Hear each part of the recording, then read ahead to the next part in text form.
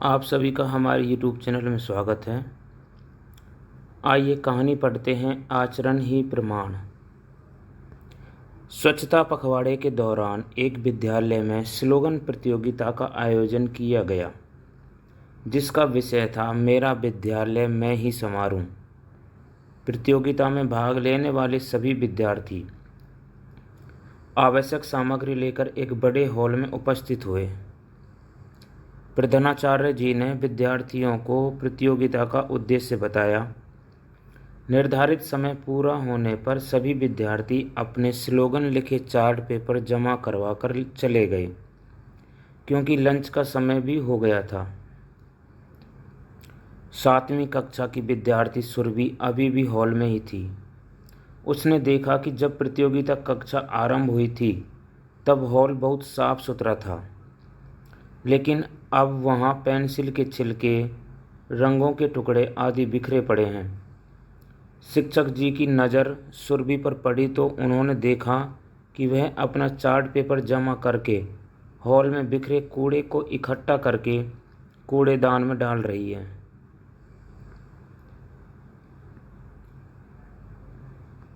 अगले दिन प्रार्थना सभा में सभी विद्यार्थियों को प्रतियोगिता के परिणाम का इंतजार था।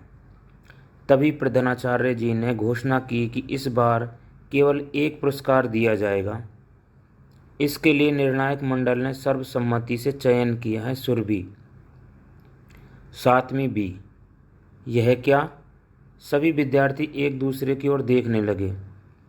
सुरभि का स्लोगन तो इतना अच्छा नहीं था कि उसे प्रथम पुरस्कार मिले।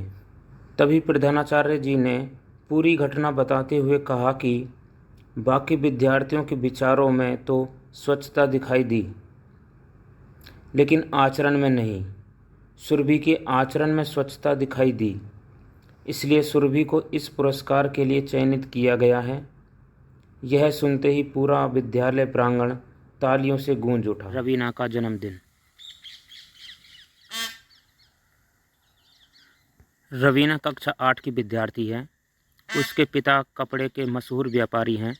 रवीना के घर में घर के कामों में सहयोग करने के लिए मीना दीदी भी काम करती है, जिनकी बेटी पिंकी कक्षा 4 में पढ़ती है।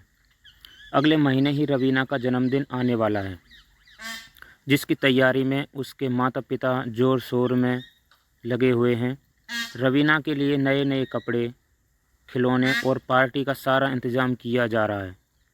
रवीना भी अपने जन्मदिन को लेकर बहुत उत्सुक है और जैसे जैसे दिन नज़दीक आ रहे हैं, तैयारियां भी बहुत ज़ोरों पर हैं।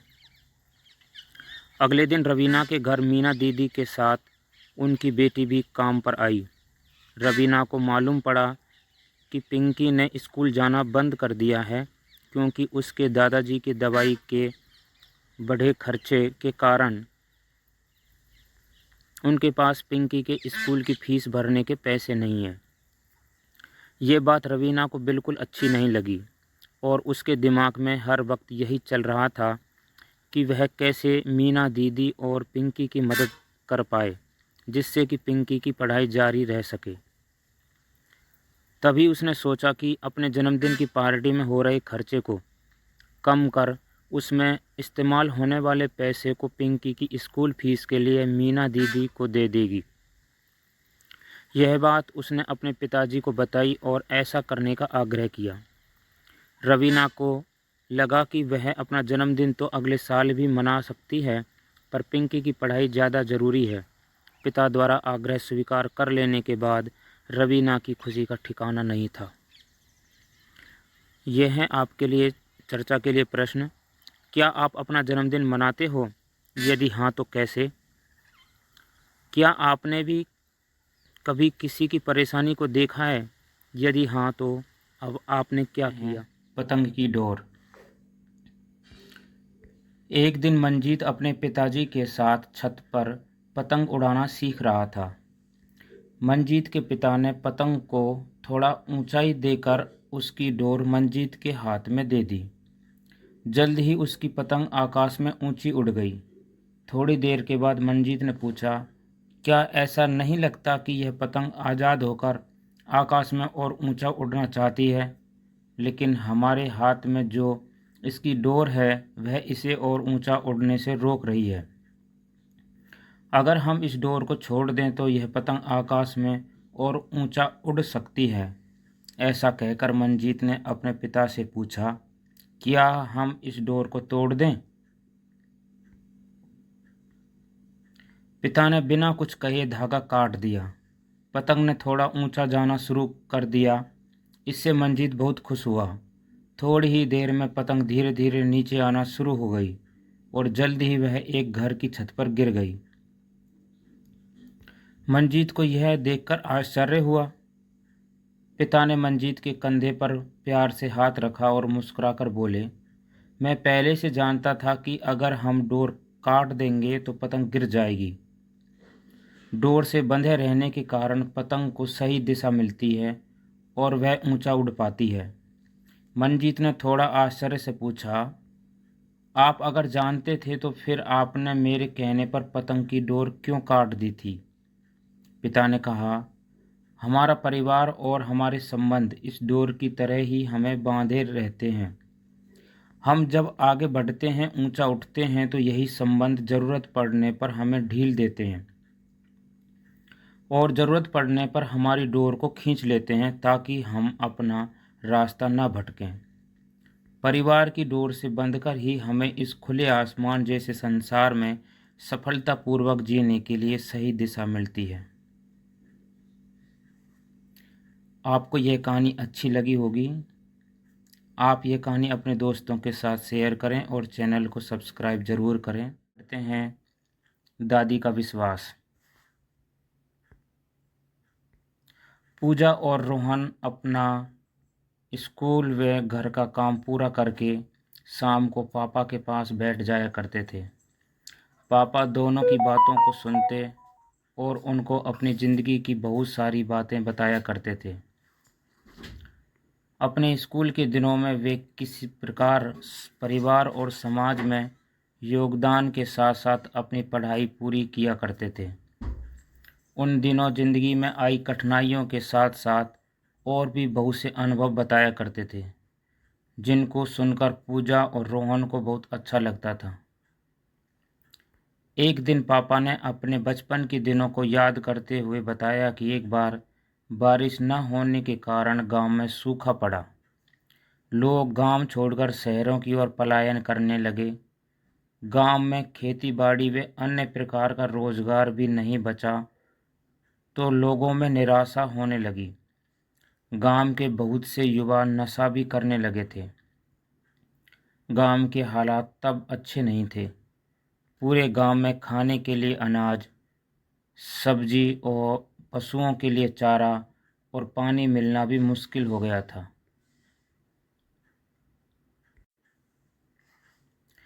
इस संकट की घड़ी में गांव वालों के पास कोई और सहारा भी न था। करें तो क्या करें? ऐसी परिस्थिति में उनकी माताजी अर्थात पूजा और रोहन की दादी का मन बहुत दुखी हुआ और उन्होंने समस्या को ठीक करने की ठानी।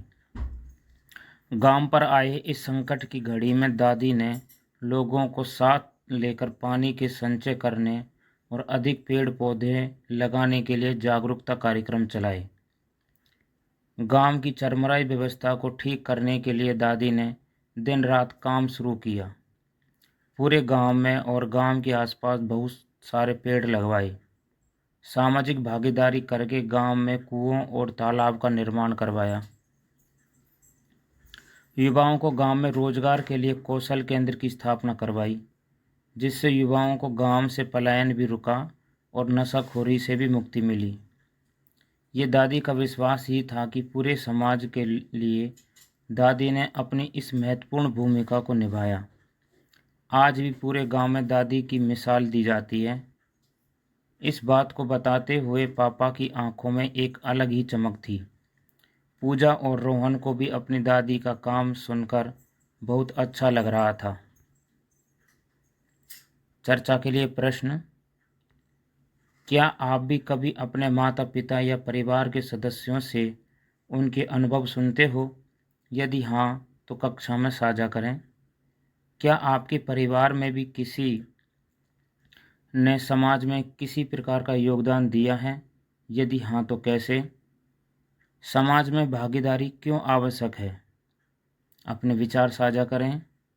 क्या आपने भी कभी समाज में कोई भागीदारी की है? यदि हाँ तो साझा करें। परीक्षा। आनंद बचपन से ही होशियार बालक था। उसके परिवार में एक छोटा भाई प्रणव कुमार, माता जयंती देवी और उनके पिता थे जो डाकघर में क्लर्क के पद पर काम किया करते थे। आनंद को बचपन से पढ़ाई का शौक था, लेकिन परिवार की आर्थिक स्थिति ऐसी नहीं थी कि उसके पिता पढ़ाई के लिए प्राइवेट स्कूल की फीस और अन्य खर्चों को उठा पाएं। इसलिए आनंद का दाखिला एक सरकारी स्कूल में करा दिया गया। बचपन से ही आनंद की गणित विषय में विशेष रुचि थी। वह प्रतिदिन घंटों तक गणित विषय को मन लगाकर पढ़ा करते थे। साथ ही साथ परिवार की स्थिति को ध्यान में रखते हुए अपने छोटे भाई और अन्य छोटे बच्चों को भी पढ़ाया करते थे। स्कूली शिक्षा पूरी होने के बाद उन्होंने महाविद्यालय में दाखिला लिया और जिसमें उन्होंने ग्रेजुएशन के दौरान नंबर थ्योरी, हैप्पी नंबर्स पर शोध पेपर बनाकर जमा किए थे। इस पेपर का प्रकाशन मैथमेटिकल स्पेक्ट्रम और मैथमेटिकल गैजेट में भी किया गया था। कॉलेज में पढ़ाई के दौरान ही आनंद के परिवार में अचानक एक दुखद घटना घटी। उनके पिता की आकस्मिक मृत्यु होने से उनके ऊपर पूरे परिवार के पालन पोषण की जिम्मेदारी आ गई। जिस समय यह परिस्थिति आई, उन्हें विश्व स्तरीय कैम्ब्रिज और शेफील्ड यूनिवर्सिटी से आगे की पढ़ाई का प्रस्ताव भी मिला था, लेकिन परिवार की खराब आर्थिक स्थिति होने के कारण उन्हें यह सपना बीच में ही छोड़ना पड़ा। परिवार की आर्थिक तंगी और जिम्मेदारियों को पूरा करने के लिए आनंद सुबह सुबह कॉलेज जाकर गणित का अध्ययन किया करते और शाम के समय माता और भाई के साथ मिलकर पापड़ बेचने का काम किया करते थे। यह पापड़ उनकी माताजी घर पर ही बनाया करती थी। उन्होंने पापड़ का नाम आनंद पापड़ रखा था। इस दौरान उन्होंने बच्चों को पढ़ाने का काम जारी रखा।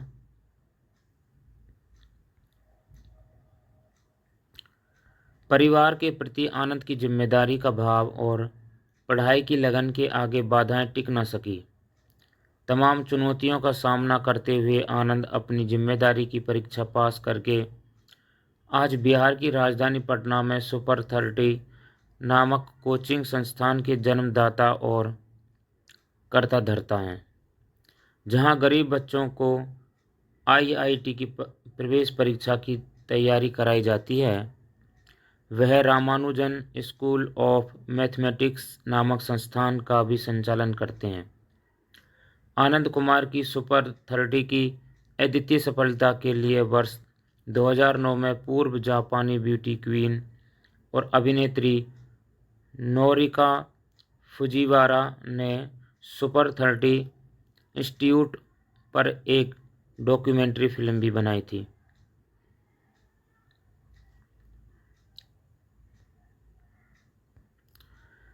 विश्व प्रसिद्ध टाइम मैगजीन ने भी वर्ष 2010 में आनंद कुमार के सुपर 30 कार्यक्रम को सर्वश्रेष्ठ एशियाई संस्था के रूप में सम्मानित किया। उन्हें भारत सरकार द्वारा कई प्रतिष्ठित पुरस्कारों से भी सम्मानित किया गया।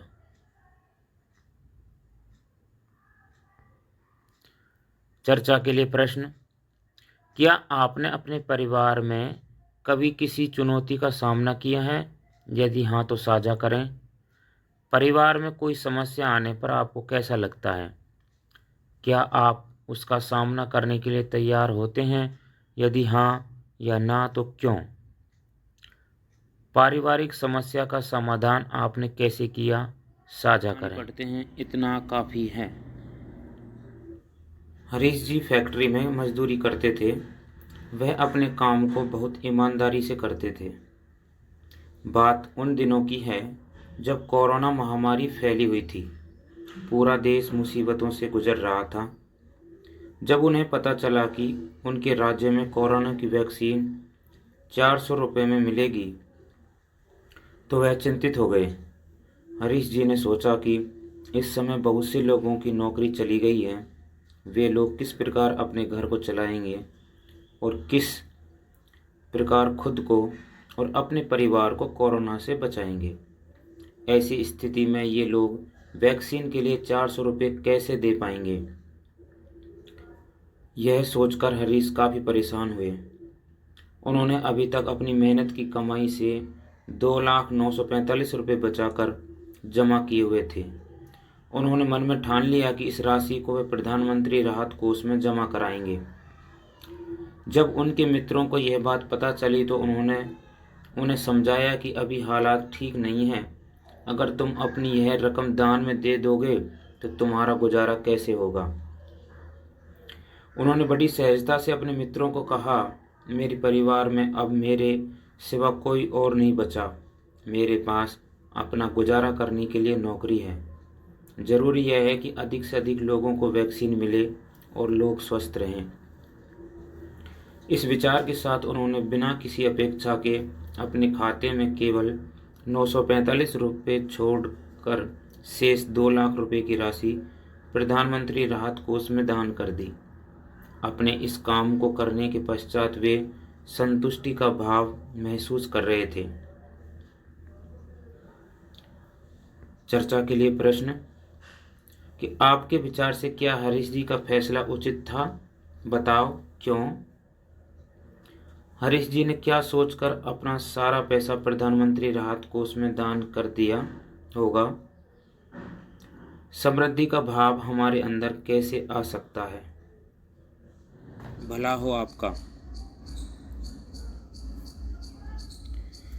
घर की घंटी बार बार बजने पर सविता जी ने दरवाज़ा खोला और देखा कि गेट के सामने पास पड़ोस के बहुत से लोग इकट्ठा थे। एक ओर से आवाज़ आई, जल्दी करो, सभी घर से बाहर आ जाओ। घर के बाहर का शोर सुनकर घर के सभी सदस्य गेट तक पहुंच गए थे। बाहर आओ की तेज आवाज़ों के बीच पड़ोस के शर्मा जी और उसकी पत्नी ने दोनों हाथ आगे बढ़ाकर सभी सदस्यों की ओर को बाहर की ओर खींचा। जब तक सविता जी कुछ समझ पाती, भीड़ में से एक व्यक्ति चिल्लाया, आपके घर के पीछे की आंगन में आग लग गई है।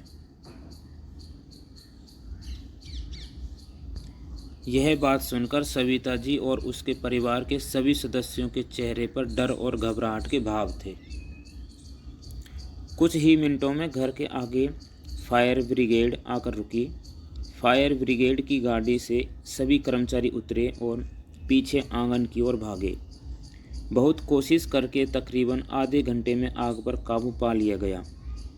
कर्मचारियों को जाते हुए देखकर पड़ोसियों ने उन्हें चाय पानी के लिए रोका।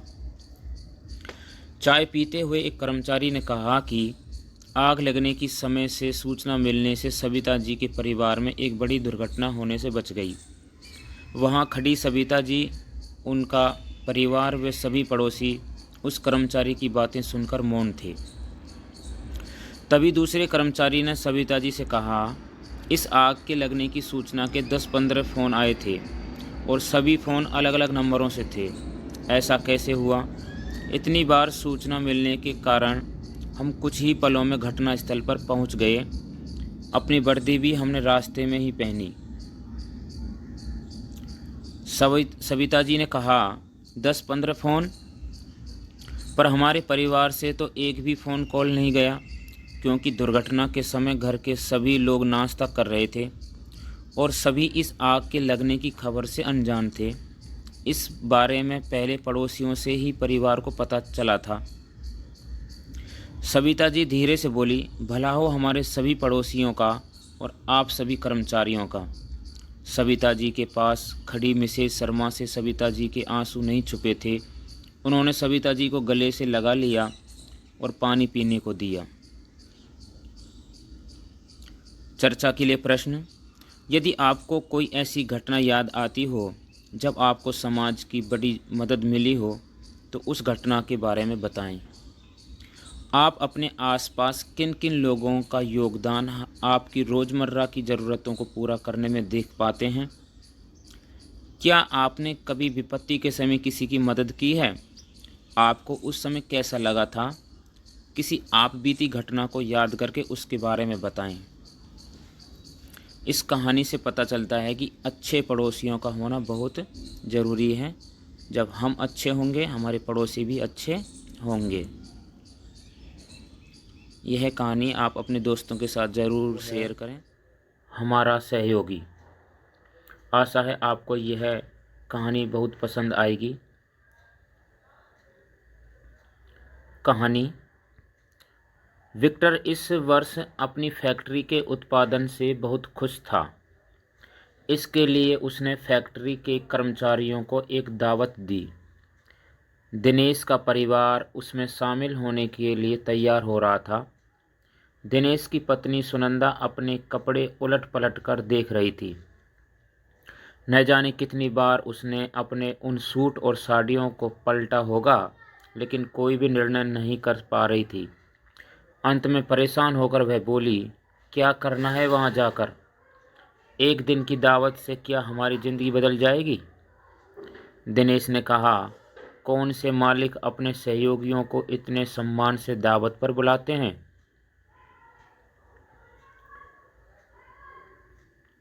आखिर सुनंदा ने पिछले साल खरीदी हुई नीले रंग वाली साड़ी पहन ली।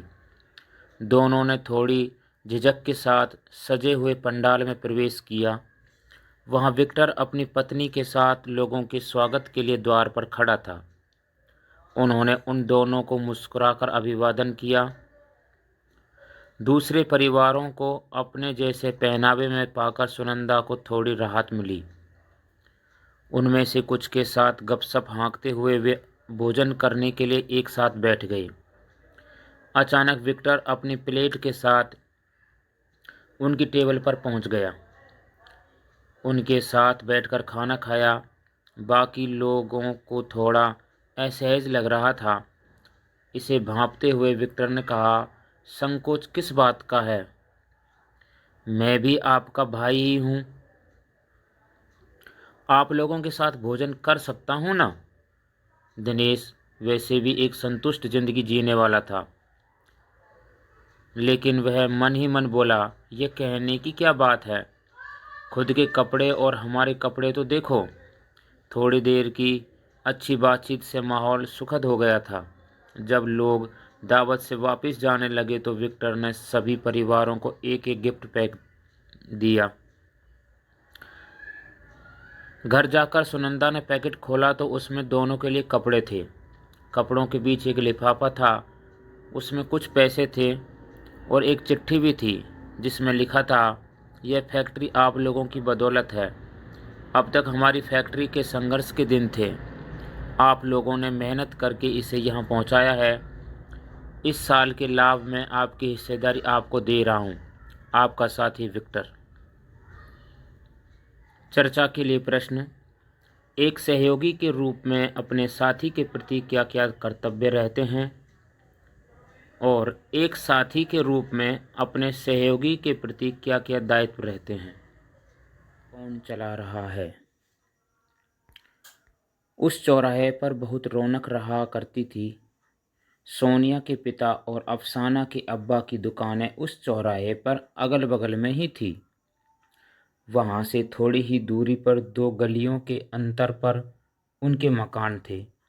दोनों परिवार तीज त्योहार एक साथ मनाया करते थे। दोनों का एक दूसरे के यहाँ खूब आना जाना था। उस दिन चौराहे पर काफ़ी चहल पहल थी।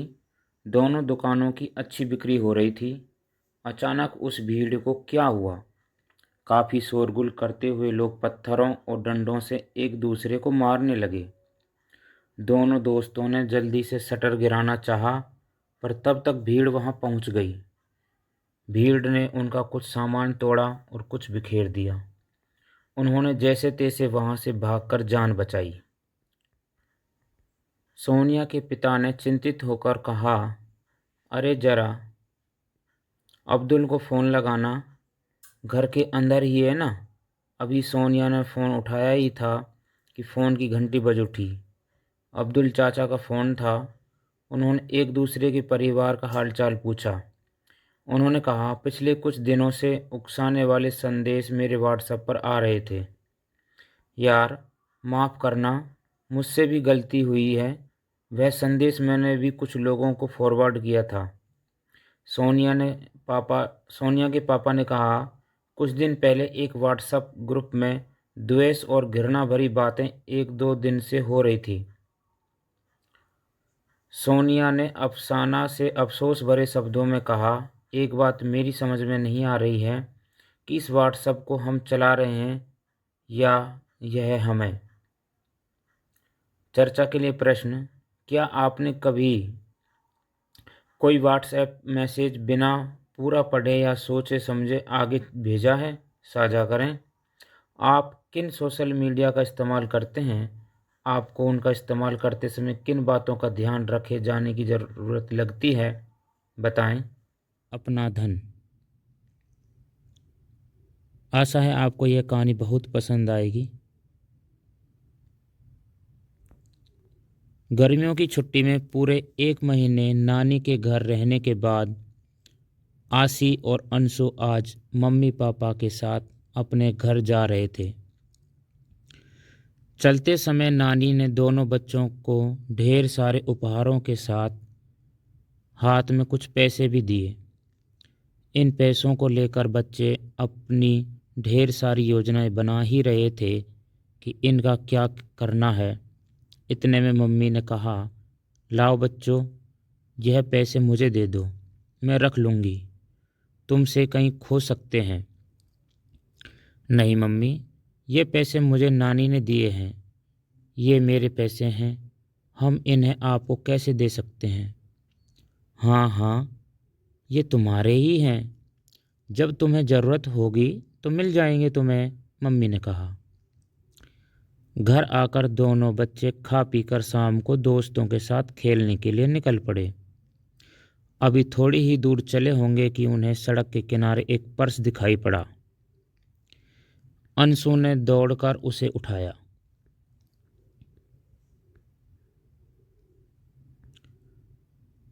पर्स में 5-5 100 के 2 नोट थे। दोनों ने आसपास देखा, दूर दूर तक कोई भी इंसान दिखाई न दिया। वे यह नहीं समझ पा रहे थे कि इसका क्या किया जाए। दोनों ने काफ़ी देर तक वहां खड़े रहकर इंतज़ार किया कि शायद कोई इसकी खोज में आए, लेकिन काफ़ी इंतज़ार के बाद भी कोई नहीं आया। अंशु ने कहा, मैंने किसी से छीना नहीं, किसी का चुराया नहीं, यह मुझे पड़े हुए मिले, इसलिए यह मेरा है। लेकिन अंशु की बात से आशी सहमत न थी। उसके मन में प्रश्न उठ रहे थे कि यह उसका कैसे हुआ। अंशु को लगता था कि अगर मैंने इसको यहाँ छोड़ दिया तो कोई दूसरा उठा लेगा। यह मुझे मिला है इसलिए यह मेरा है। आशी ने कहा, चलो दादी के पास चलते हैं, इस बात का फैसला दादी ही कर सकती है। दोनों दादी के पास पहुँचे। अंशु ने सारी बात दादी को बताई और पूछा, दादी, यह पर्स मेरा ही तो हुआ ना? दादी ने बड़े ध्यान से दोनों बच्चों की बातें सुनी और प्यार से दोनों को अपने पास बिठाते हुए बोली, बच्चों, जब हम कोई भी उत्पादन कार्य या सेवा करते हैं तो उसके बदले में जो मेहनताना मिलता है उसको प्रतिफल कहते हैं। वह हमारा स्वधन होता है। इसके साथ ही जब हमारे संबंधी प्रसन्नतापूर्वक हमें कोई भी वस्तु या पैसे आदि देते हैं तो वह पारितोषिक के रूप में हमारा स्वधन होता है। समाज में कोई योगदान देने पर हमें पुरस्कार स्वरूप जो वस्तु या धन मिलता है वह भी हमारा स्वधन होता है। इन 3 प्रकार से प्राप्त धन ही अपना धन यानी स्वधन होता है। इसके अलावा किसी भी तरीके से प्राप्त धन परधन होता है और परधन लेना अपराध है। दादी, तो फिर क्या जो पैसे नानी ने हमें दिए वे भी मेरे नहीं हैं? आशी ने दादी से पूछा। मैंने तो अपनी बात रख दी, अब ये तो तुम्हें ही तय करना है कि कौन सा धन तुम्हारा है और कौन सा नहीं। दादी ने कहा। दोनों बच्चे यह तय नहीं कर पा रहे थे कि उन्होंने जो किया वह ठीक किया या नहीं, या फिर वह क्या किया जाए। तभी दादी ने कहा, चलो बच्चों, पुलिस स्टेशन चलते हैं। यह जिसका भी पर्स है वह इसे ढूंढते हुए वहीं तो आएगा। आपने कहानी को पढ़ा और समझा। चर्चा के लिए प्रश्न। आपके अनुसार बच्चों को नानी से जो पैसे मिले वह उनका अपना धन माना जाएगा या नहीं? यदि हाँ तो कैसे, और यदि नहीं तो क्यों? चर्चा करें। यदि आप अंशु और आशी के स्थान पर होते तो सड़क पर पड़े हुए उस पर्स का क्या करते? क्या आपके जीवन में भी इस तरह की या इससे मिलती जुलती कोई घटना घटी है? यदि हाँ तो कक्षा में घुसपैठ। दरवाजे पर अखबार गिरने की आवाज़ आई। राकेश दादाजी के लिए अखबार लेने दौड़ा। अखबार उठाते ही उसकी नज़र मोटे मोटे अक्षरों में लिखी हेडलाइन पर पड़ी। एक तेंदुए ने एक बच्चे को घायल कर दिया है। उसे बड़ा दुख हुआ, साथ ही गुस्सा भी आया।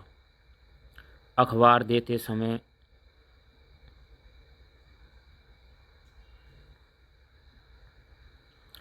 अखबार देते हुए उसने दादाजी से पूछा, इन जंगली जानवरों की ज़रूरत ही क्या है? कभी ये हमारे पालतू पशुओं को और इंसानों को मार देते हैं, तो कभी हमारे खेतों की फसल चट कर जाते हैं। तभी राकेश की छोटी बहन मानसी बोल पड़ी, पिछले साल बंदरों के कारण हमें अपने पेड़ के सेब और अखरोट चखने को भी नहीं मिले थे।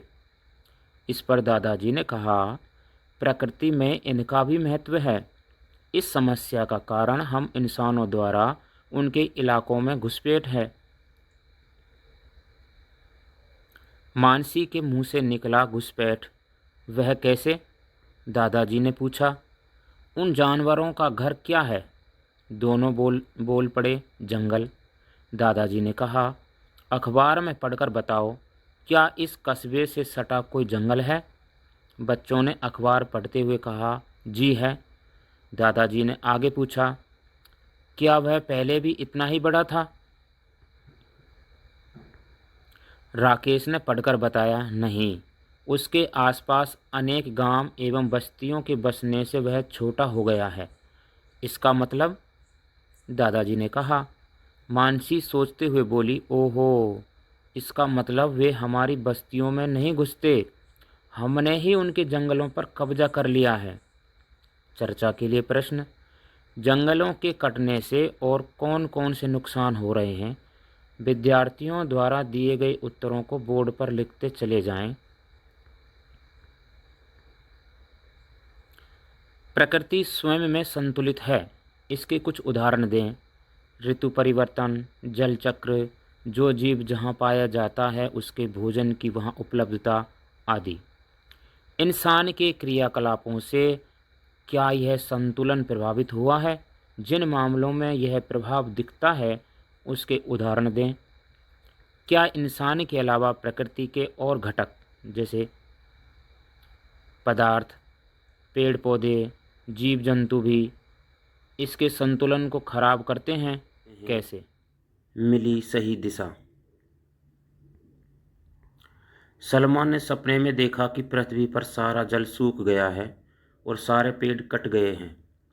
लोग परेशान हैं तथा चारों ओर छाया और भोजन की तलाश में इधर उधर भटक रहे हैं।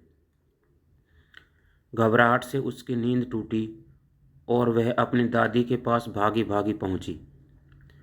दादी को अपना सपना बताते हुए उसने पूछा, दादी, कहीं मेरा सपना सच तो नहीं हो जाएगा? दादी बोली, हाँ, यह भविष्य में सच हो भी सकता है अगर हम ऐसे ही पानी को व्यर्थ बहाते रहे, पेड़ों को अंधाधुंध काटते रहे, सड़कों पर धुआं उड़ाती गाड़ियाँ, प्लास्टिक के कचरे के ढेर, दूषित हवा आदि जल्दी ही इस भयानक सपने को पूरा कर देंगी। दादी की यह बात सुनकर सलमा कुछ सोच में पड़ गई। सलमा आज बहुत संभल कर पानी का इस्तेमाल कर रही थी। भोजन भी पूरा ख़त्म किया और कमरे से निकलते हुए बिजली का बटन बंद किया। वह किसी भी हालत में इस सपने को सच नहीं होने देना चाहती थी। सलमा अपनी मम्मी के पास गई और उनकी मदद से कपड़े के थैले बनाए और परिवार में सबसे कहा कि आज से हम प्लास्टिक की थैलियों की जगह ये कपड़े के थैले ही इस्तेमाल किया करेंगे। अगले दिन स्कूल में उसने अपनी मैडम और साथियों से भी इस बारे में चर्चा की। सब ने मिलकर यह निश्चय किया कि आज से हम प्लास्टिक का इस्तेमाल नहीं करेंगे और सबसे ज़रूरी प्राकृतिक संसाधन यानी पेड़ पौधों का भी ध्यान खुद से ही रखेंगे।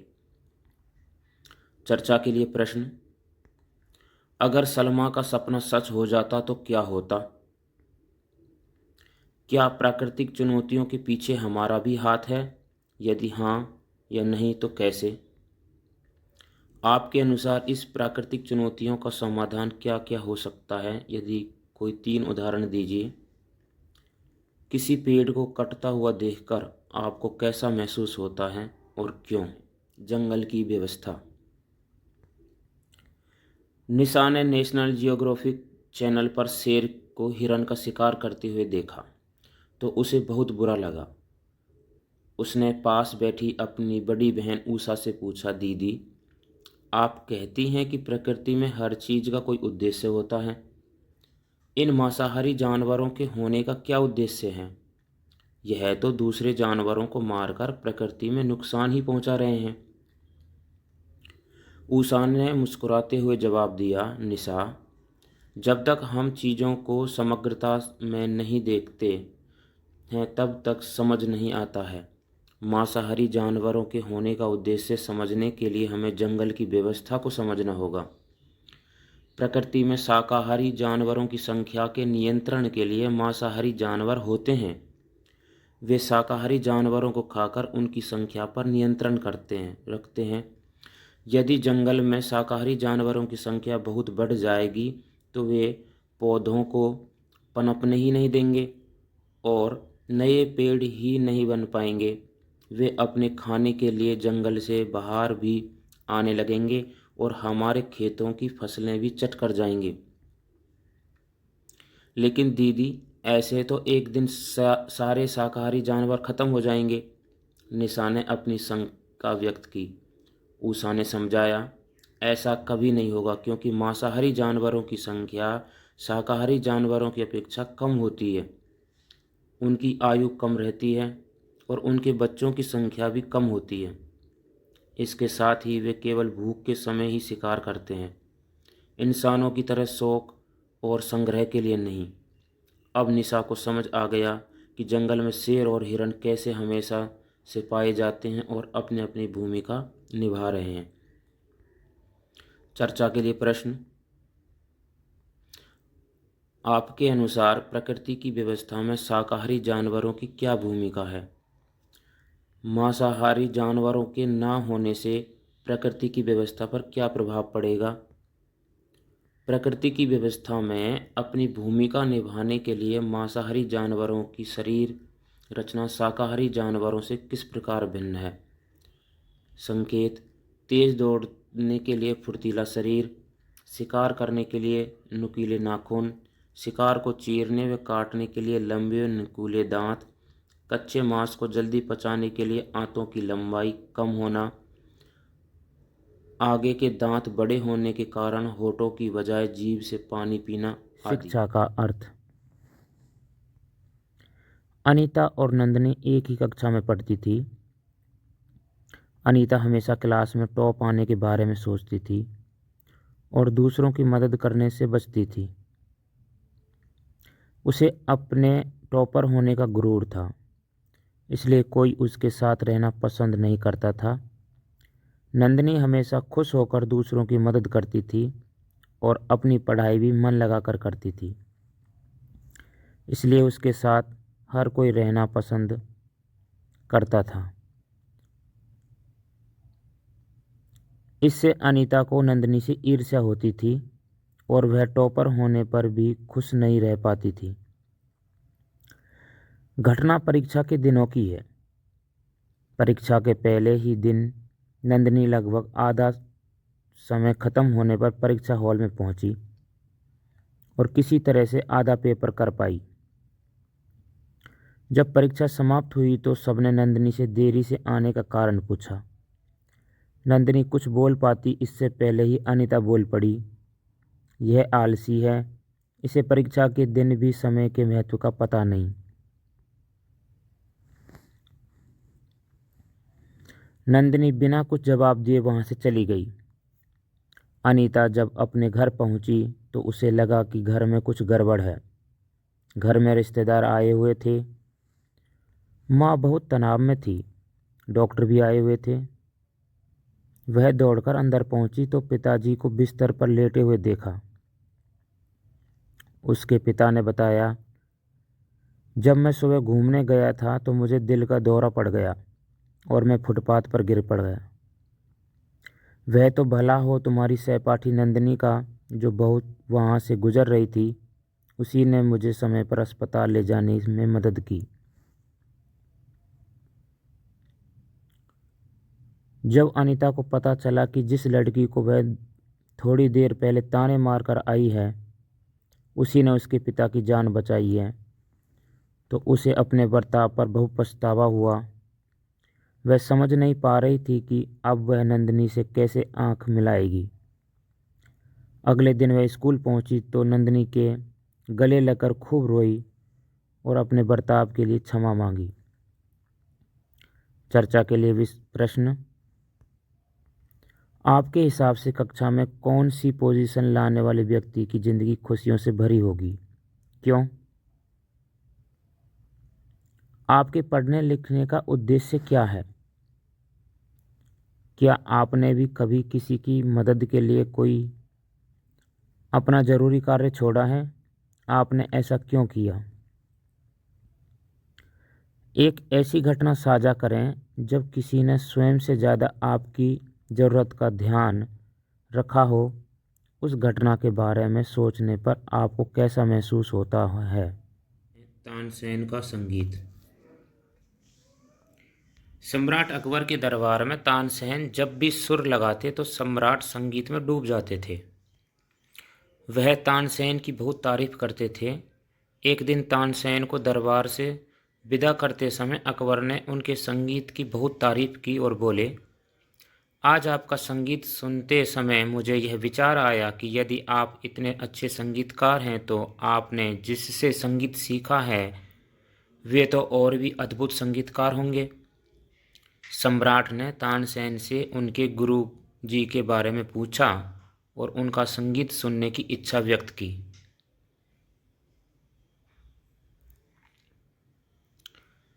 तानसेन ने बताया कि उनके गुरु जी का संगीत जब चाहे तब नहीं सुन सकता।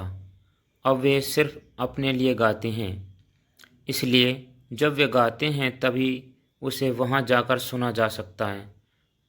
सम्राट तानसेन के गुरुजी का संगीत सुनने को बहुत उत्साहित थे, इसलिए वहां जाने के लिए तैयार हो गए। अगले दिन भोर होने से पहले ही सम्राट तानसेन के साथ जंगल में पहुंचे गए और झाड़ियों के पीछे रुककर गुरुजी के संगीत का इंतजार करने लगे। तब गुरुजी ने अपना संगीत शुरू किया तो सम्राट अकबर चकित तो रह गए। इतना मधुर संगीत उन्होंने पहले कभी नहीं सुना था। जंगल से वापस आते समय सम्राट ने तानसेन से कहा, मुझे तो लगता था कि संगीत में आपका कोई मुकाबला नहीं है, किंतु आपके गुरुजी के सामने तो आप भी बहुत पीछे हैं। ये अंतर कैसे? आप भी ऐसा क्यों नहीं गा पाते हैं? तानसेन कुछ सोचते हुए बोले, मुझे लगता है कि जब मैं गाता हूँ तो मेरे लक्ष्य और ध्यान में संगीत के बाद मिलने वाला पुरस्कार रहता है, किंतु मेरे गुरुजी का लक्ष्य कोई पुरस्कार पाना नहीं होता है। उनके लिए तो संगीत का आनंद ही पुरस्कार है। वह आनंद ही उनके संगीत के माध्यम से अभिव्यक्त होता है। चर्चा के लिए प्रश्न, क्या आपके साथ भी कभी ऐसा होता है कि आपका ध्यान किसी कार्य को करने से ज़्यादा उससे मिलने वाले पुरस्कार या प्रशंसा पर होता है? ऐसे में उसकी तैयारी के दौरान सामान्यतः आप क्या महसूस करते हैं? खुशी या तनाव क्यों? कोई एक घटना साझा करें। जिन चीज़ों को आप करना पसंद करते हैं, उन्हें करने के लिए यदि आपको पुरस्कार या प्रशंसा ना मिले, क्या तब भी आप उन्हें करना चाहेंगे? यदि हाँ, तो क्यों? पढ़ते हैं कितनी ज़मीन। एक आदमी के घर किसी दिन एक मुसाफिर मेहमान आया। रात के समय बातों ही बातों में मुसाफिर ने कहा, यहाँ से कुछ दूर एक गांव है जहाँ पर ज़मीन इतनी सस्ती है कि मानो मुफ्त ही मिलती हो। वहाँ हजारों एकड़ ज़मीन मिल सकती है, वह भी करीब करीब मुफ्त में। उस आदमी का लोभ जाग गया। उसने दूसरे दिन ही उस गांव की राह पकड़ी और वहां पहुंचकर उसने कहा कि मैं ज़मीन खरीदना चाहता हूं। गांव वालों ने कहा कि तुम जितना पैसा लाए हो रख दो। ज़मीन खरीदने का तरीका यह है कि कल सुबह सूरज उगने से पहले तुम निकल पड़ना और शाम को सूरज के अस्त होने तक जितनी ज़मीन तुम घेर सको वह तुम्हारी होगी। वह आदमी रात भर सो न सका, योजनाएं बनाता रहा कि कितनी ज़मीन घेर लूं।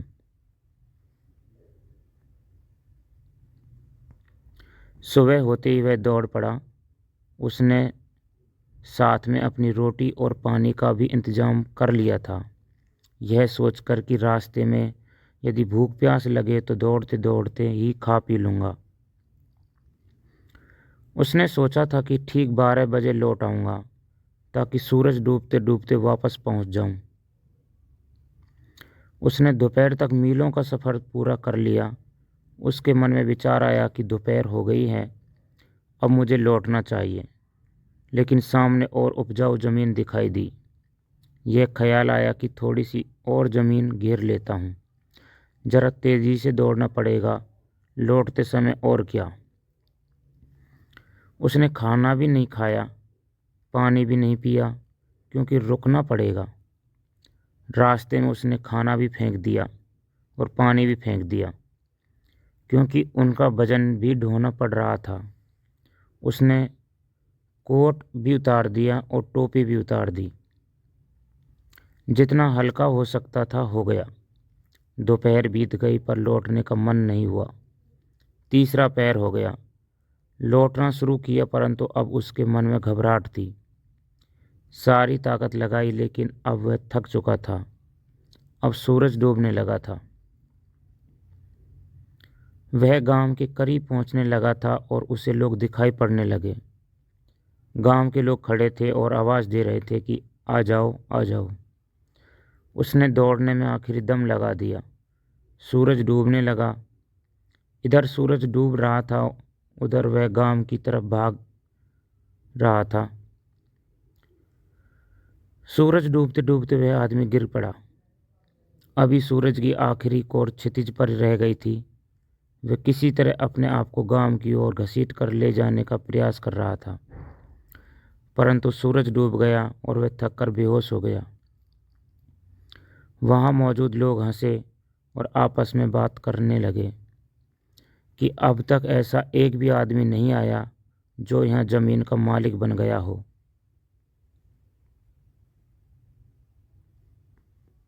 चर्चा के लिए प्रश्न: व्यक्ति ज़मीन क्यों नहीं घेर पाया? क्या आपको भी कभी अपनी आवश्यकता से अधिक पाने की लालसा की वजह से कोई नुकसान हुआ है? कैसे? आप भी कौन सी वस्तुओं को अपनी आवश्यकता से अधिक एकत्रित जमा करते हैं? साझा करें। पापा का हौसला। अंशुमन क्रिकेट का एक बेहतरीन खिलाड़ी था। हमेशा उसके दिमाग में क्रिकेट का ही जुनून रहता। क्रिकेट के तमाम सारे रिकॉर्ड, दुनिया भर के क्रिकेटरों के नाम, उनके खेलने का तरीका, उनकी विशेषज्ञता सब उसके जुबान पर रहती।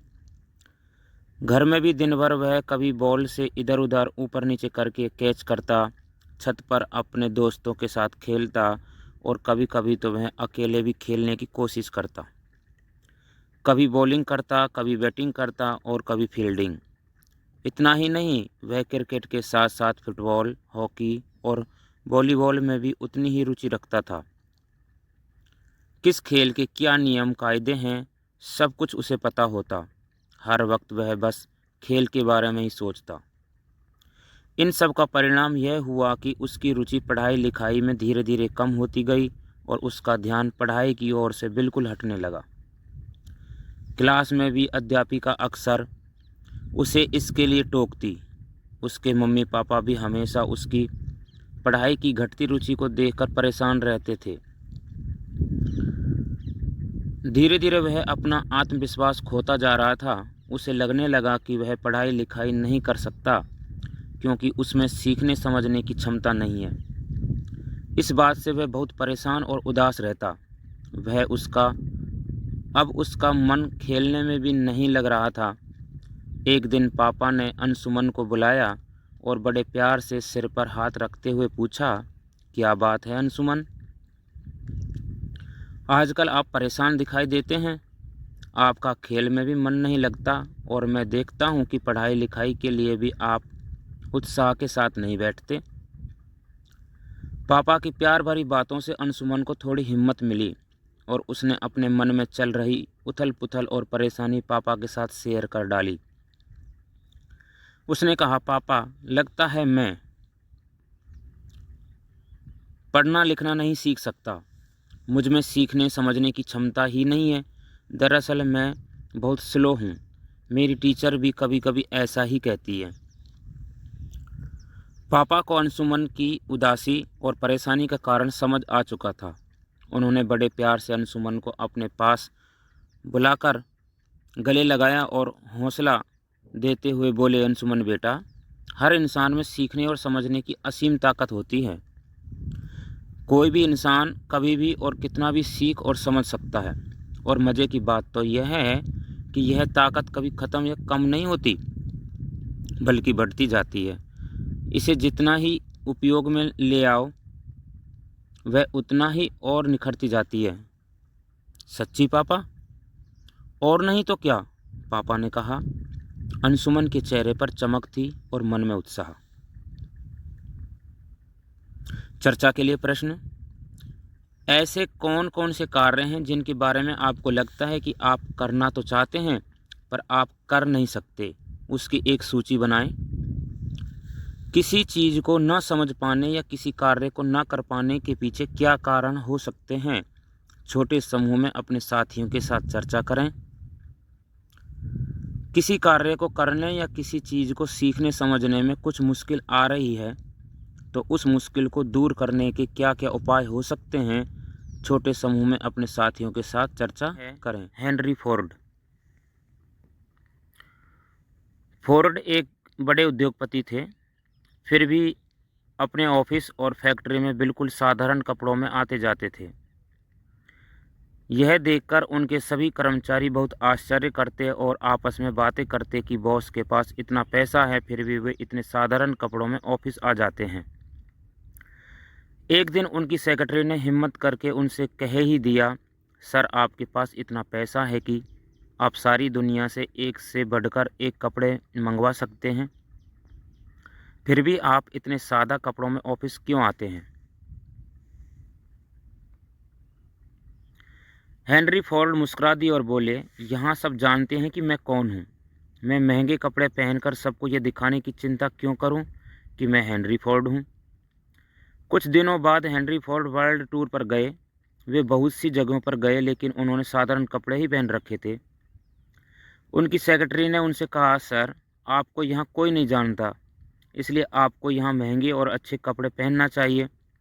हेनरी फोर्ड इस बार भी मुस्कुरा दिए और बोले, मैं पहनावे की चिंता क्यों करूं, और वह भी उन लोगों के लिए जो मुझे जानते ही नहीं। चर्चा के लिए प्रश्न। क्या सिर्फ महंगे और ब्रांडेड कपड़े पहन लेने से ही किसी व्यक्ति की स्थायी पहचान बन सकती है? यदि नहीं तो लोग ऐसा क्यों करते हैं? जब आप कपड़े खरीदते हैं तो उस समय क्या सोच विचार करते हैं? आपके अनुसार किन किन आधारों पर कोई व्यक्ति समाज में अपनी स्थायी पहचान बना पाता है? किसी एक ऐसे व्यक्ति का नाम बताएं जिसकी समाज में अच्छी पहचान है और आप भी उनसे प्रेरित हैं यह भी बताएं कि उनकी पहचान की मुख्य वजह क्या है। हमें आइए आज कहानी पढ़ते हैं, 3 मजदूर 3 नज़रिए। कहीं पर एक स्कूल बन रहा था। 3 मजदूर बैठे पत्थर तोड़ने का काम कर रहे थे। वहाँ से एक राहगीर गुजरा। उसने पहले मजदूर से पूछा, क्या कर रहे हो भाई? वह दुखी मन से बोला, पत्थर तोड़ रहा हूँ। सच में वह मन में भी पत्थर ही तोड़ रहा था, इसलिए वह दुखी भी था। राहगीर दूसरे मजदूर के पास गया। वह दुखी नहीं था, संतुलित था, ना दुखी ना सुखी। राहगीर ने उससे पूछा, क्या कर रहे हो भाई? उसने कहा, रोजी रोटी कमा रहा हूँ। सच में वह मजदूर रोजी रोटी कमाने के लिए ही काम कर रहा था, इसलिए उसके चेहरे पर ना दुख था ना सुख। राहगीर तीसरे मजदूर के पास पहुंचा। वह मजदूर आनंदित था। वह पत्थर तोड़ते हुए गुनगुना रहा था। उसने अपना गीत बीच में ही रोकर कहा, मैं शिक्षा का मंदिर बना रहा हूँ, यहाँ बच्चे पढ़ेंगे। यह कहते हुए उसकी आंखों में चमक थी। चर्चा के लिए प्रश्न। 1, तीनों मजदूरों में से कौन केवल शरीर की ज़रूरतों की पूर्ति के लिए काम कर रहा था? क्या किसी मजदूर के मन की ज़रूरतें भी पूरी हो रही थी? कैसे? तीनों मजदूरों में से कौन सबसे ज़्यादा खुशहाल मन स्थिति में था? आपको ऐसा क्यों लगा? 3, पहले मजदूर को अपने काम में कोई रुचि नहीं थी, और अगर उसे बिना काम किए मजदूरी मिल जाए तो भी वह दुखी ही रहेगा, क्योंकि वह दुखी होने का कोई ना कोई और कारण ढूंढ लेगा। सहमत असहमत चर्चा करें। 4, यदि आपको घर बैठे एक कमरे में सब सुविधाएं जैसे टीवी, एसी, खाना, आराम के लिए बिस्तर उपलब्ध करवा दी जाएं और आपको कह दिया जाए कि आपको कमरे से कभी बाहर नहीं निकलना, हमेशा के लिए यह सब मिलता ही रहेगा, तो आपको कैसा लगेगा? आप सुखी होंगे या दुखी? क्यों? चर्चा करें। 5, यदि तीसरे मजदूर को एक निरर्थक काम जैसे एक कमरे से 10 कुर्सी दूसरे कमरे में ले जानी, फिर वही 10 कुर्सी वापस पहले कमरे में ले जानी, सुबह से शाम तक यही करते रहना करने के लिए दे दिया जाता, तो उसको कैसा लगता? वह अभी भी सुखी ही रहता या दुखी हो जाता? चर्चा करें। अंकुर की दौड़। अंकुर धामा बागपत नाम के शहर में रहता था। बचपन में ही उसकी आंखों की रोशनी चली गई थी। माता पिता ने उसका बहुत इलाज कराया, परंतु कोई फ़ायदा नहीं हुआ। उन्होंने अंकुर का दाखिला दिल्ली के एक ऐसे स्कूल में करा दिया जो दिव्यांग विद्यार्थियों के लिए बना था। शिक्षकों ने खेल में उसकी रुचि और प्रतिभा को देखकर विद्यालय में ही उसकी ट्रेनिंग शुरू करा दी। इसी दौरान अंकुर को भारत की ओर से दौड़ की इंटरनेशनल प्रतियोगिता में भेजा गया। वहां उसने 2 गोल्ड मेडल जीते। स्कूल की पढ़ाई खत्म करने के बाद उसका दाखिला दिल्ली के बहुत अच्छे कॉलेज में हुआ और वहां भी उसकी दौड़ की ट्रेनिंग चलती रही। अंकुर को देखकर सभी लोग हैरान हो जाते थे कि देख न पाने के बावजूद भी वह इतना अच्छा कैसे दौड़ पाता है। उसका यही विश्वास उसे रियो पैरालंपिक तक ले गया। अंकुर ने वहां भी अपनी प्रतिभा से दुनिया को रोमांचित कर दिया। अंकुर को खेल की दुनिया में मिलने वाले बहुत बड़े इनाम अर्जुन अवार्ड से सम्मानित किया गया। अभी भी अंकुर का दौड़ना जारी है। चर्चा के लिए प्रश्न। आपके अनुसार देख न पाने के बावजूद भी अंकुर इतना अच्छा कैसे दौड़ पाया? यदि अंकुर परिस्थितियों के आगे हार मान लेता तो क्या होता? क्या आप भी कभी हार ना मानकर आगे बढ़े और कोई काम अच्छे से कर पाए? एक उदाहरण देकर बताइए कि आप वो काम कैसे कर पाए। जब आप किसी काम को बहुत अच्छे से कर पाते हैं और दूसरों को भी सिखा पाते हैं, तो आपको कैसा महसूस होता बढ़ते है? हैं खुशियों की चाबी। देविका आज स्कूल से घर लौटते हुए बहुत परेशान थी क्योंकि गणित के टेस्ट में उसके आधे उत्तर गलत निकले। वह अपना अंग्रेजी का होमवर्क करना भी भूल गई थी। इसके साथ साथ विज्ञान प्रोजेक्ट जमा करने का समय भी पास आ रहा था। इन सभी बातों को लेकर शिक्षक ने उसकी स्कूल डायरी में एक नोट लिख दिया और उस पर उसे मम्मी पापा के साइन करवाने को कहा। देविका का ध्यान बार बार इस ओर जा रहा था कि डायरी में लिखे नोट को देखकर मम्मी पापा क्या सोचेंगे। इस बारे में सोचकर वह और उदास हो गई। इन्हीं ख्यालों में खोई हुई देविका घर पहुंची। उसकी माँ ने देविका को गले लगाते हुए पूछा, आज का दिन कैसा रहा? देविका का छोटा भाई अपनी दीदी को देखकर दौड़ता हुआ आया और बोला, दीदी, मैंने आपको बहुत याद किया। इतना प्यार पाकर देविका को कुछ अच्छा तो लगा, परंतु स्कूल की बातों को लेकर मन में वह अभी भी परेशान ही थी। माँ ने उसका उतरा हुआ चेहरा देखकर कारण पूछा तो देविका ने सारी बात बताई। माँ ने उसे प्यार से समझाते हुए कहा, कोई बात नहीं, कभी कभी हम सबके साथ ऐसा हो जाता है, परंतु अब आगे से और मेहनत करोगी तो सफलता ज़रूर मिलेगी। माँ की बात सुनकर उसने निश्चय किया कि वह अपना काम समय पर करेगी और खूब मन लगाकर गणित का अभ्यास करेंगी। माँ ने पिताजी को फ़ोन करके देविका के मूड के बारे में बता दिया और वह शाम को घर आते हुए उसकी मनपसंद आइसक्रीम ले आए। पूरे परिवार ने एक साथ मिलकर मज़े से आइसक्रीम का आनंद लिया। उसके पूरे दिन की उदासी अब गायब हो गई थी। चर्चा के लिए प्रश्न, आपके अनुसार क्या देविका की उदासी का कारण ठीक था? यदि हाँ, नहीं तो क्यों?